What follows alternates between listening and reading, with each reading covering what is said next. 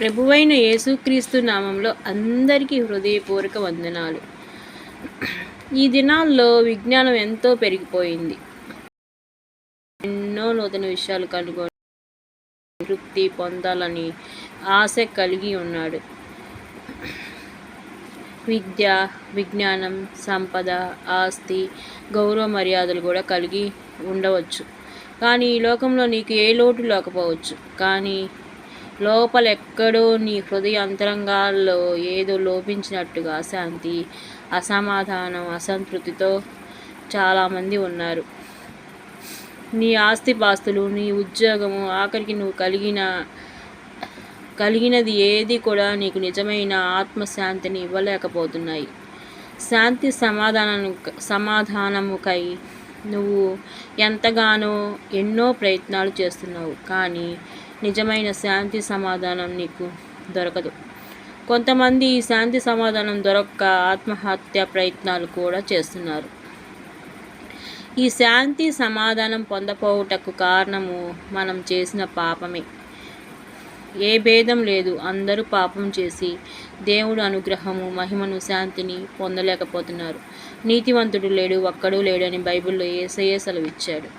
మానవుడు పుట్టుకతోనే పాపంతో పుట్టి జన్మ కర్మ పాపములోనై అబద్ధం, మోసం, దొంగతనం, నరహత్య, ధనాపేక్ష, స్వార్థం, అసూయ, పగ, ద్వేషం, వ్యభిచారం, కామం, మోహం మొదలైన పాప లక్షణాలు మానవునిలో ఉన్న కారణంగా మానవుడు నిజమైన శాంతి, సమాధానం, నెమ్మది పొందలేక అగ్నిగుండానికి వెళ్ళిపోతున్నాడు. నీ పాపాన్ని పోగొట్టుకొని అగ్నిగుండం నుంచి తప్పించుకొని నిజమైన శాంతి, సమాధానం, సంతోషం, తృప్తి పొందాలనుకుంటే యేసయ్య ఒక మాట చెప్పాడు. ప్రయాసపడి భారం మోసుకున్న సమస్త జనులారా నా యొద్దకు రండి, నేను మీకు విశ్రాంతిని కలుగజేతును అని ప్రభువు చెప్పారు. ఆయనే ఆశ్చర్యకారుడు, ఆలోచనకర్త, బలవంతులకు దేవుడు, నిత్యమగు తండ్రి, సమాధానకర్తయగు అధిపతి. యేసు ప్రభువే మన పాపాలకు శాంతికరమై ఉన్నాడు.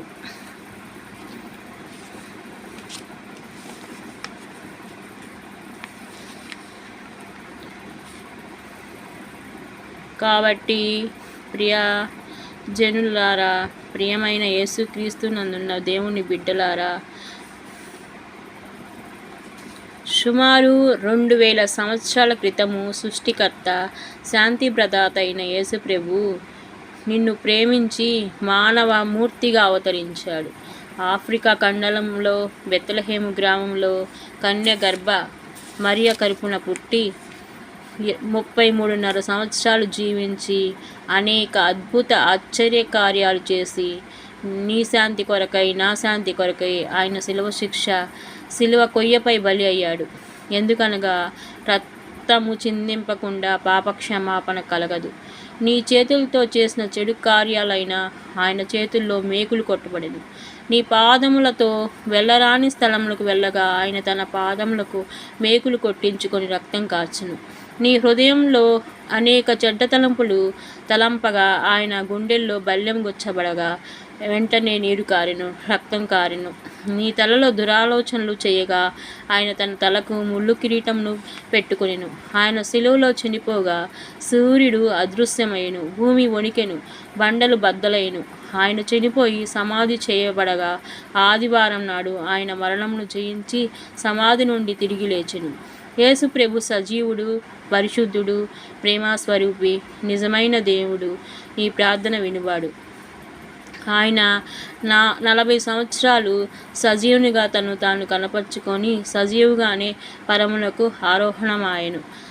శాంతి అనుగ్రహించి వెలుచున్నాను, నా శాంతినే నీకు అనుగ్రహిస్తున్నానని యేసు ప్రభు చెప్పారు. శాంతి సమాధానం కావాలా?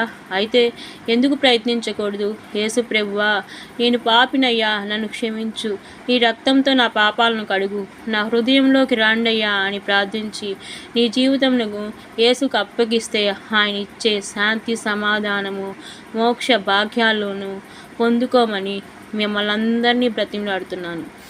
సమాధాన శాంతికర్తయగు ప్రభువునే తాను ఎల్లప్పుడూ ప్రతి విధము చేతను నీకు సమాధానం అంటే శాంతిని అనుగ్రహించును కాక. తన్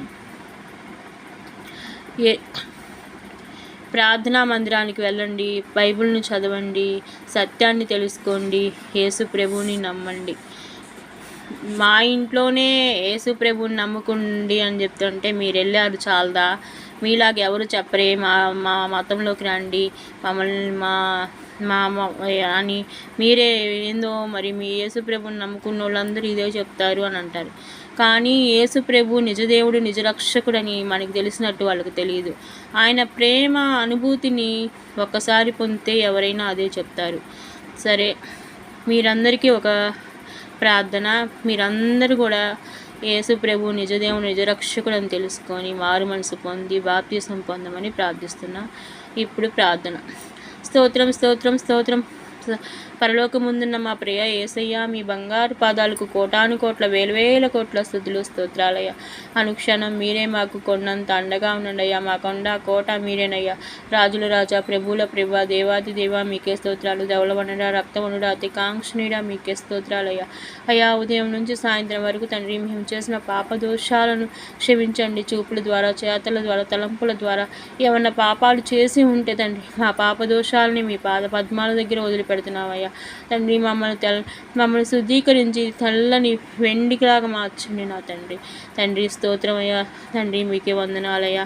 తండ్రి ఈ రోజంతా తండ్రి మీ సన్నిధి మాకు తోడుగా వచ్చి మేము వెళ్ళిన ప్రతి చోట కూడా విజయాన్ని పొందటానికి మీరు సహాయం చేసినందుకు స్తోత్రాలయ్యా. రాకపోకలందు యెహోవా తోడుగా ఉన్నాయ్యా.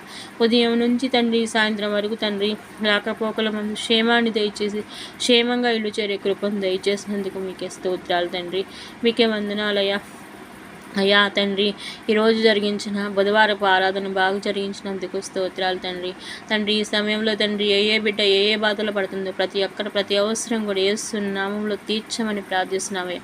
తండ్రి ఈ ఇంటికి కావాల్సిన ప్రతి అవసరం కూడా తీర్చండి అయ్యా. అయ్యా, రెంటు కానీ, కరెంటు బిల్లు, కిరాణా సరుకులు, పాలు, కేబుల్ బిల్లు తండ్రి, ఫోన్ బిల్లులు ఇవన్నీ లెక్కేసుకుంటే తండ్రి జీవితంలో చాలా సమస్యలు ఉన్నాయి నా తండ్రి. మాలాంటి మధ్యతరగతి వాళ్ళకి అయ్యే కొన్నంత సమస్యలు అయ్యా. ఆ సమస్యల నుంచి గట్టెక్కించండి నా తండ్రి.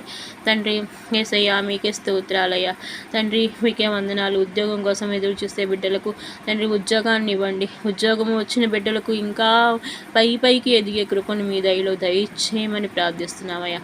సంతాన భాగ్యం లేని వారికి సంతానాన్ని ప్రసాదించండి నా తండ్రి. తండ్రి యేసయ్యా స్తోత్రాలు తండ్రి.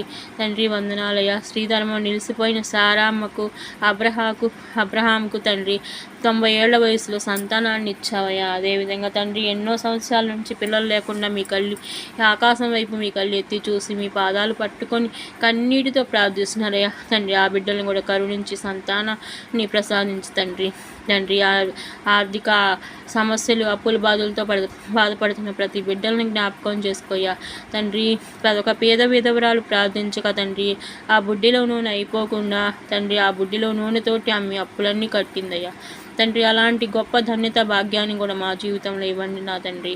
అప్పుల బాధల నుంచి విడుదల కలిగించండి అయ్యా. అప్పులు తీర్చే మార్గాన్ని మీ దయలో చూపించండి అయ్యా. తండ్రి ఎగ్గొట్టాలని కాదు కానీ ప్రభువా, ప్రతి ఒక్కరికి అప్పులు కట్టి కృపను మీ దయలో చూపించి సహాయం దయచేయండి అయ్యా. అప్పుల బాధల నుంచి, ఆర్థిక సమస్యల నుంచి విడుదల పొందేలా సహాయం దయచేయండి అయ్యా. తండ్రి స్తోత్రాలయ్యా. ఈ అప్పులనే ఆ బాధల నుంచి తండ్రి ఎంతో నరకం అనుభవిస్తున్నారయ్యా. వాళ్ళతో మాట్లాడతా తండ్రి వచ్చిన ప్రతి సంపాదన కూడా వడ్డీలు కడతా, తినడానికి తిండి కూడా లేక ఇల్లు జరగక తండ్రి చాలామంది అప్పుల పాలై బాధపడుతున్నారయ్యా. సహాయం దయచే అప్పులనే సమస్య నుంచి, అప్పులనే ఊబిలో నుంచి బయటకు తీసుకురారు తండ్రి. తండ్రి పూర్తిగా మునిగిపోయినా కూడా తండ్రి ఎంటికని పట్టుకొని పైకి లేపగల గొప్ప దేవుడివి నా ప్రభు. తండ్రి పీక లోతులో ఊరిగిపోయి ఇంకా ఆత్మహత్యే, ఇంకా చావే శరణ్యం అన్న స్థితిలో కూడా ఉన్నారు తండ్రి. తండ్రి సహాయం దయచేయ. ఈ అప్పులు, ఆర్థిక సమస్యల నుంచి విడుదల పొందమని అని మీరు అనేక జనులకు అప్పు ఇచ్చేదరు కానీ అప్పు చెయ్యరు అని బైబిల్లో వాగ్దానం ఇచ్చారు అయ్యా.